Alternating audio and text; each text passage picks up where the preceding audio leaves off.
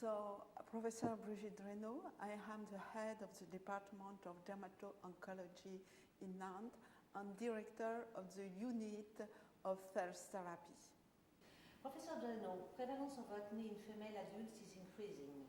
What are its characteristics and what do we know about pathogenesis or risk factors? So, the female adult acne is effectively more and more important. Now it represents around 20% of the acne consultations for a dermatologist. How can we explain that? First, it explained by the manner that we live, that the female life. I mean about cosmetics, but also about stress, which play a very important role. And at the end, another important factor is hormonal factor, the role of contraception, which also is very important. And curiously, and we work at the basic research on this point, how can we explain that this female acne is mainly on the chin? We don't have the explanation, except that we demonstrated in my department that the microcomedon are more important even in normal skin in the half part of the face in female acne.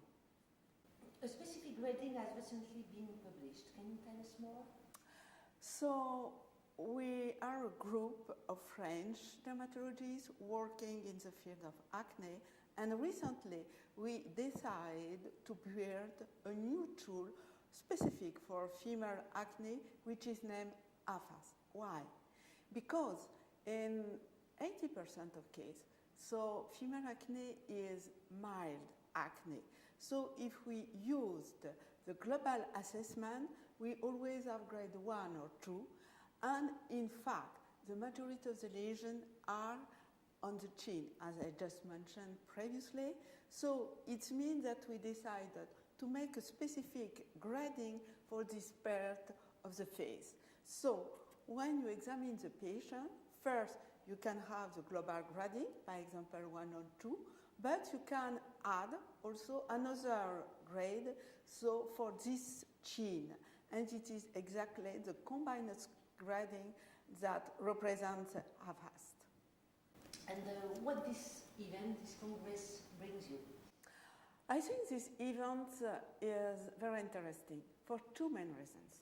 The first one is that we have different important topics, and they are with talk which are realized by excellent speakers.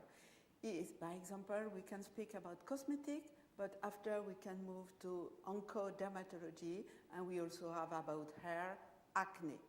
So the second interest is the international level. It is for us the occasion to meet different colleagues everywhere in the world, and that is not so frequent. We have American Academy of Dermatology, so we have the IFD, which is at European level, and here it's a kind of mix between. So I think it's really interesting.